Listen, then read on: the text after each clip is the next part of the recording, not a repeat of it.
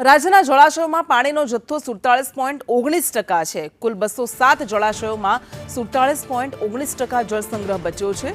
સરદાર સરોવર ડેમમાં 57.08% જળસંગ્રહ છે, જ્યારે ઉત્તર ગુજરાતના 15 જળાશયોમાં કુલ 30.59% જળસંગ્રહ છે। મધ્ય ગુજરાતના 17 જળાશયોમાં 45.61% જળસંગ્રહ, દક્ષિણ ગુજરાતના 13 જળાશયોમાં 46.27%, તો કચ્છના 20 જળાશયોમાં 28.67% જળસંગ્રહ બચ્યો છે। સૌરાષ્ટ્રના કુલ 141 જળાશયોમાં 30.31% જળસંગ્રહ છે। 84 જળાશયો એવા છે કે જેમાં 20% કરતાં પણ ઓછું પાણી બચ્યું છે, જ્યારે 5 જ જળાશયો એવા છે કે જેમાં 70 થી 80% જળસંગ્રહ છે। 2 જળાશયો એવા છે કે જેમાં 90% કરતાં વધારે જળસંગ્રહ છે।